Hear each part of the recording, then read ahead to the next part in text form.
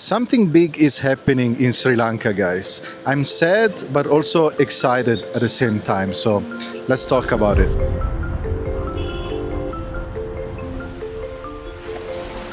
I was here exactly 10 years ago, and I'm completely shocked to see how many things are changing.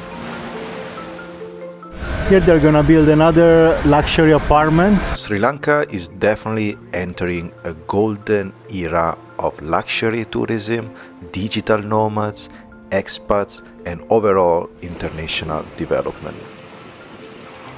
So is Sri Lanka becoming the next Bali or the next Thailand, like Koh Samui, Phuket, or it's becoming something completely different? We'll discover it together in today's video. In particular, I want to share with you 6 major reasons why Sri Lanka is entering this golden era of tourism and development. But I'm also a bit concerned because if this is not handled properly, this can really ruin the country and ruin the culture. The first one, let me tell you right away, is the creation of the Southern Expressway, which is a massive highway that connects Colombo to the deep south, to the beach area of Sri Lanka. And this is really a game changer for Sri Lanka because now in 2.5 hours you can be at the beach. So the value of the land and the value of this area has increased massively. And now so many projects are coming, so much development, luxury properties. But we'll talk about this later on in the video. So we made it to the Southern Expressway, which I cannot take with a tuk-tuk, but this one is playing a huge role in the development and modernization of Sri Lanka. In this video, I want to invite you not to see Sri Lanka for what it is today, but for what it will probably become in the next 10, 20, 30 years. For me, it's really crazy. I feel like I'm witnessing what Bali was 30 years ago. And this expressway has been built over many years, but the last part, the last extension from Matara to Hambantota has been completed in 2020, and it's a Chinese investment. So the Chinese basically, they built this expressway. The Chinese invested $1.7 billion to build this. So it's a huge investment. They are planning to keep extending it as well. So this is really one of the reasons why Sri Lanka is gonna develop so much more and becoming more and more touristic, because now it's so much easier to go to the beautiful tropical beaches and places. And all around you is just jungle. It's like super beautiful and surreal because literally this highway cuts through the jungle of Sri Lanka. Before, the only way to come to the beaches was to take the train, which is like super slow and it stops all the time and it's hot. It's kind of outdated a little bit. And also the buses, which are also like super crowded, they take forever. But now with this highway, everything is changing. If you're a backpacker, you can handle it, but you also have to keep in mind that Sri Lanka is attracting more and more like families with kids. And most importantly, they want to attract more and more luxury tourism. So people with money and high net worth individuals and investors and people that can also buy properties and they want to stay in the 5-star hotels. And for them, of course, the highway is really a game changer because they're not gonna take a bus, they're not gonna take a train. I think the pattern for these tropical destinations is always the same. Think about Thailand and Bali, for example.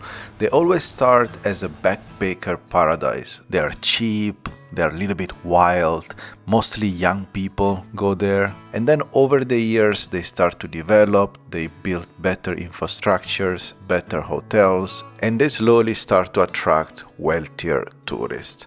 I think something similar is happening to Sri Lanka. I made similar videos in Bali, in Koh Samui, and also in Phuket about their development. I'll put the link of the videos in the description down below if you want to check them out. But I really hope it's not gonna happen the same thing here. Because let's be honest, those places in Thailand and in Bali, they are completely losing their soul.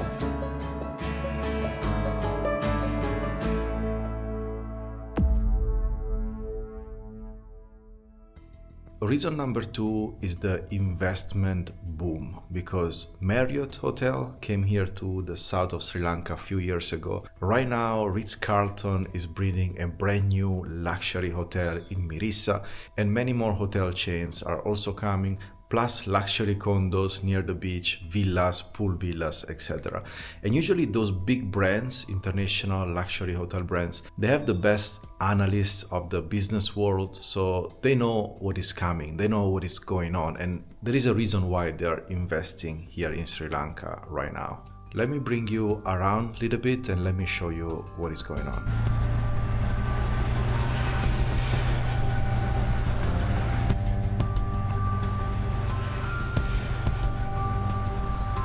I'm just north of Mirissa and they're building like, I don't know, it's like a huge hotel.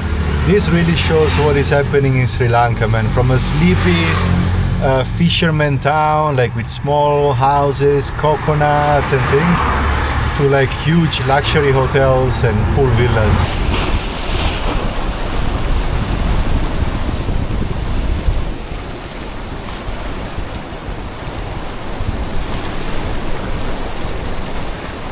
I know that this is not my business and I'm not involved in this, but to be honest, I'm really disgusted by this because it really looks ugly, man. You have to be honest.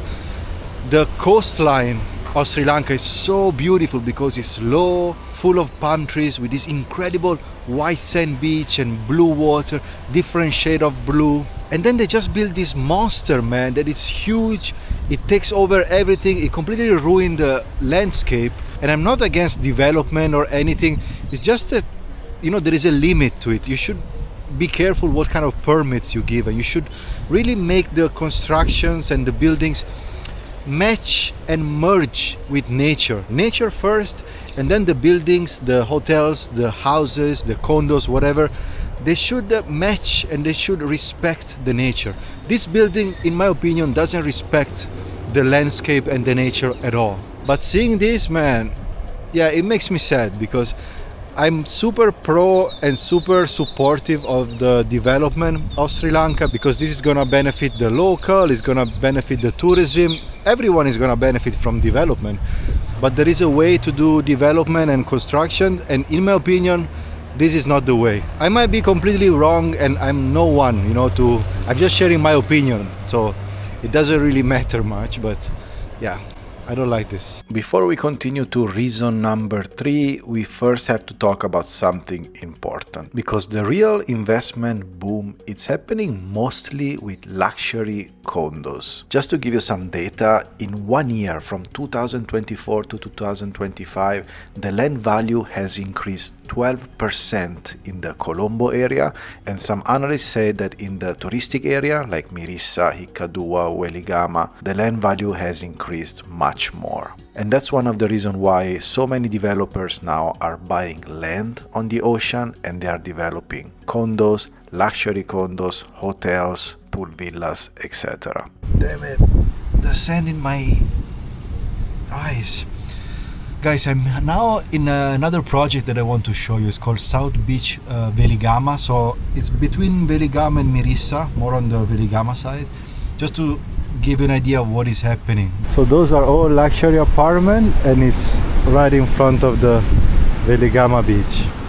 It's still closed. It's gonna open in a few weeks, but the starting price is $200,000 per apartment, and it's freehold, so foreigners can buy it. And that's actually another reason why they're building so many condos. Same as in Thailand and as in Bali, for example, foreigners in Sri Lanka, they cannot buy and they cannot own land. They can only buy and own condo units. Of course, there are many ways around it. You can actually lease it, but this luxury condo that they're building everywhere, they're focusing not only to local buyers, but mostly to foreigners. So for example, Chinese, Russians, Europeans, Americans, Australians, etc.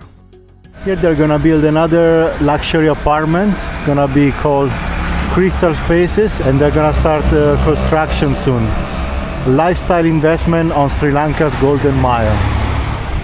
So they already acquired the land, which is this one, when they're gonna build the luxury apartment over here.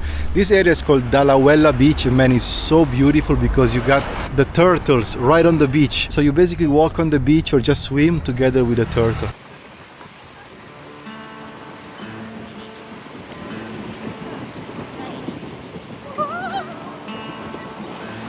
And I think that here it's even better than Mirissa in terms of like quality of the water. Really amazing.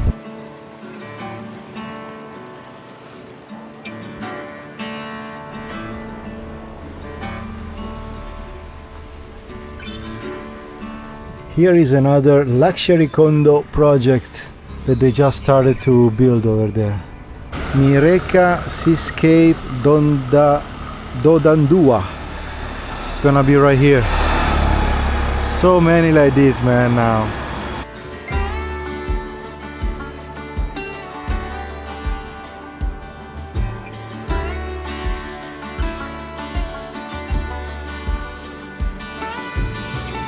They're building. Even though it's still the early stage, it's really the beginning of this trend because there is still plenty of empty spaces, plenty of jungle, luckily. So I can really feel it, it's the early days. But man, because the beach is so beautiful, the water is incredible, the palm trees, everything is just so amazing.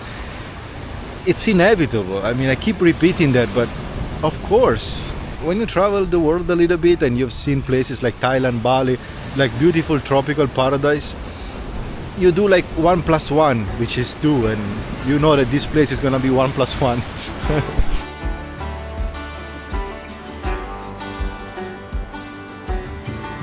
Sri Lanka is supposed to be much more developed and advanced by now, but it had a lot of political instability and financial instability. Just keep in mind that the civil war, which lasted 26 years, just ended in 2009. Then COVID came in 2020 and other issues there, and then the biggest financial collapse of Sri Lankan history in 2022. The government collapse and the entire economic system. And now Sri Lanka is slowly recovering from that. So those are some of the reasons why the growth has been so slow. But now the country is recovering, there is stability, and also a lot of foreign investment are flowing into the country, especially from China, which is helping a lot, but also locals investments, Indian investments, and other investments from all around the world. So now we really have to see what's going on with this current war in the Middle East, but I have the feeling that the next 5, 10, 20 years are gonna be a golden era for Sri Lanka, and they can finally develop the way that they deserve. But also let me know your comments down below. I'm really interested to see and hear different perspectives.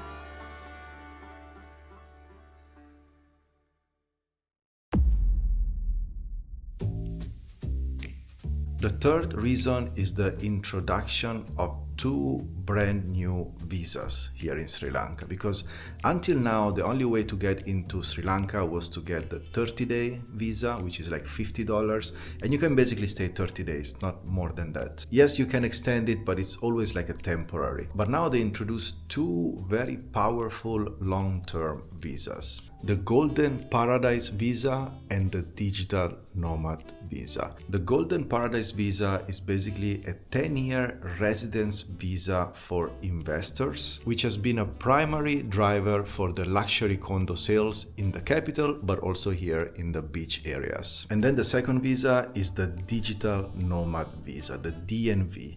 They just launched it right now this year in 2026, and it's definitely a game changer because now Sri Lanka really wants to attract digital nomad, remote workers, expats, and they want them to stay here long term, not just 1 month, but 6 months, 1 year, maybe even more. And talking about digital nomad visa, let's move on now to the 4th reason why Sri Lanka is basically entering a new version of itself, like a new chapter of its life, and that's the digital nomad boom. Let's leave the house, let's go to the beach, and we'll continue the conversation. Actually, before we go, let me show you something, and then we'll talk about this later. I want to show you how fast is the internet in this apartment. This is an Airbnb. Look at that, 160 I want to show you this because we're gonna talk about how also the internet and the Wi-Fi has changed completely in Sri Lanka. Because without good internet and good Wi-Fi, digital nomads cannot work here. As you can see, there are many co-working cafes. So a black Americano, wow, looks good. Lavazza. And this is brand new, they just opened it 3 months ago, these three friends. The digital nomads in Sri Lanka are heavily concentrated along the south coast, so where I am right now. There are different towns where you can see a lot of nomads. Not everywhere, but just some specific places. The most popular one is Veligama, which is also very famous for surfing. It's actually the main hub. You see a lot of backpackers, young people, hostels, and it's probably the best place in Sri Lanka if you want to learn how to surf. And then you can also find a lot of co-working spaces, cafes, yoga, etc. Man, I was here 10 years ago, 2016, exactly 10 years ago. And I must say that not much has changed. Everything is pretty much the same here in Veligama. The vibe is the same, the beach also is the same with all the surf shops, but of course there are many more beach clubs, hotels, and especially cafes and places for digital nomads.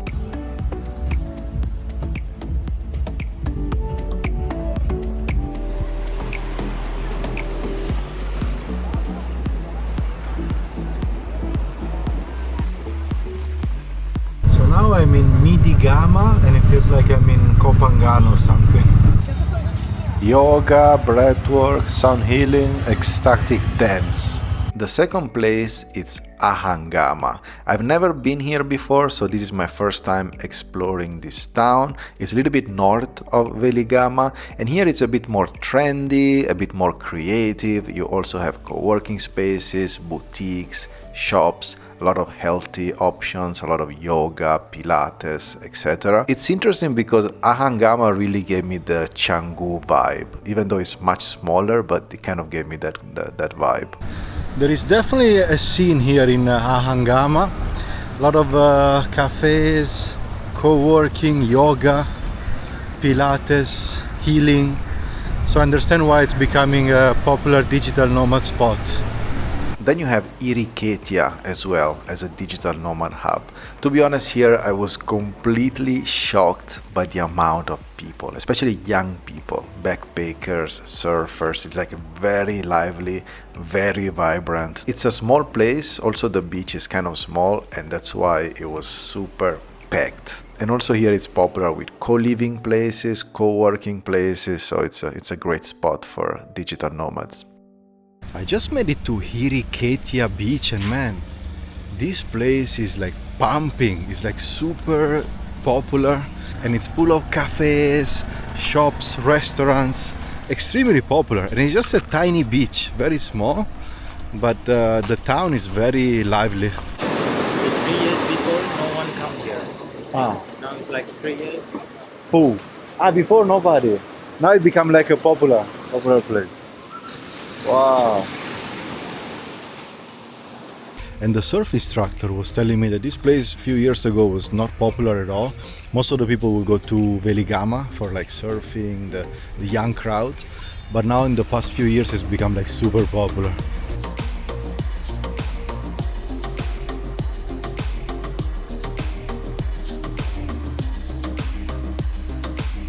And then you have other places along the coast like Mirissa, also Arugan Bay is very popular. But definitely Sri Lanka is becoming more and more a digital nomad spot. So competing with Bali, competing with Thailand. It actually has some vibe of Kopangan as well and of Bali. So it's an interesting mix. It really depends also which town you choose. So the vibe changes quite a bit. But let me tell you that I was here 10 years ago in 2016 and I spent a month as a digital nomad in Veligama, and I also learned to surf a little bit, even though I'm not good at all.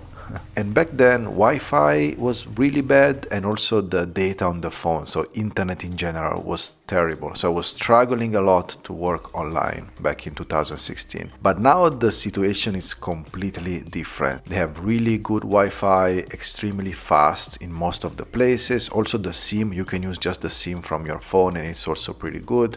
And they also have a Starlink here. So actually, internet is not a problem anymore in Sri Lanka, and that's why more and more digital nomads can move here, and that's why also Sri Lanka is trying to attract them as much as possible.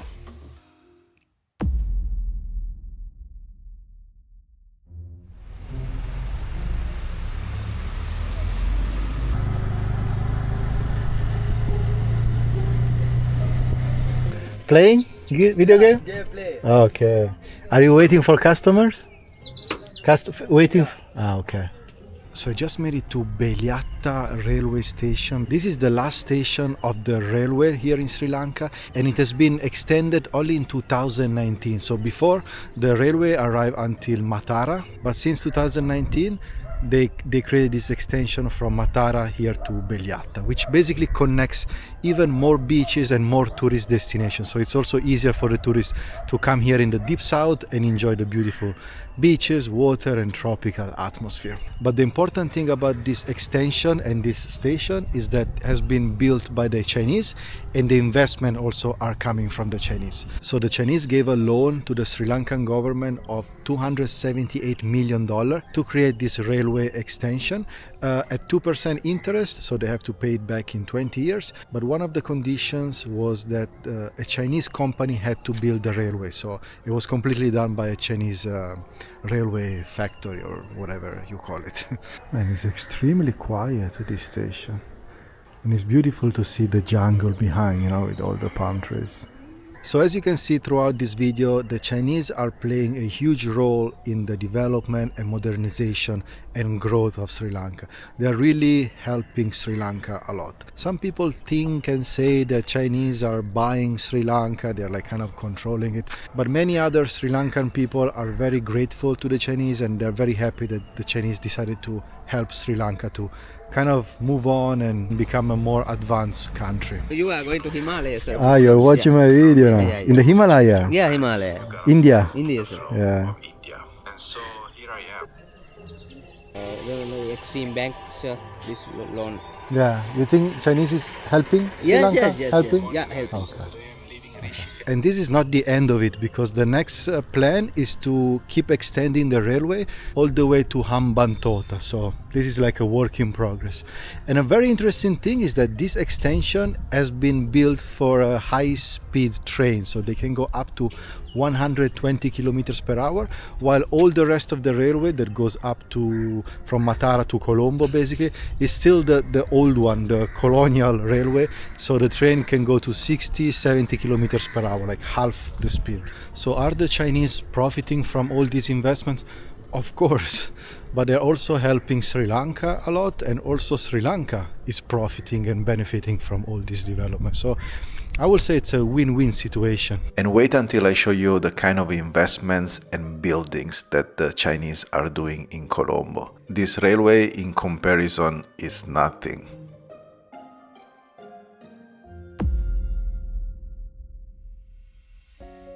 And then the sixth and final reason is that actually there are not many places like this around the world. You can literally count them maybe in one hand or maximum two hands.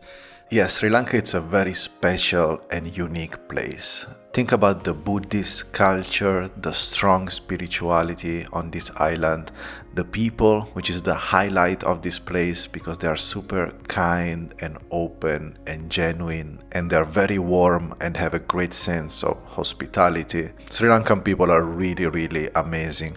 And then you have beautiful nature, tropical beaches, palm trees, turtles, mountains, waterfalls, wild animals, and so many things to explore on the island. It's very well connected internationally, and it's very, very affordable for now. So when I think about all these positive things, there are not many places in the world. The first place that comes to mind is Bali and some islands in Thailand. And when we compare it to Bali, we all know what Bali went through in the past 20 or 30 years. Has been completely transformed. They've built so much, and the island kind of lost its soul to international tourism, digital nomads, expats, and just people deciding to move there. So to end this video, I wanna ask the question to you. Considering how special is this island, what do you think is the future of Sri Lanka? What do you think is gonna happen in the coming years? Do you think the country will suffer from overdevelopment and gentrification, similar to what happened to Bali? Or maybe something completely different will happen. I understand that I'm comparing a country to just an island in Indonesia, but I just see so many similarities to what happened there and also in Thailand and in many other places around the world. Will it lose part of the authenticity of the culture and of the uniqueness because of tourism, because international arrivals, because of digital nomads, expats, etc.? Or it will not change as much? I'm really curious to start this conversation and hear different perspectives and feedbacks and opinions. That's it from me, guys. I'm gonna send you a big hug and stay tuned because I have more videos coming up in Sri Lanka. Bye bye.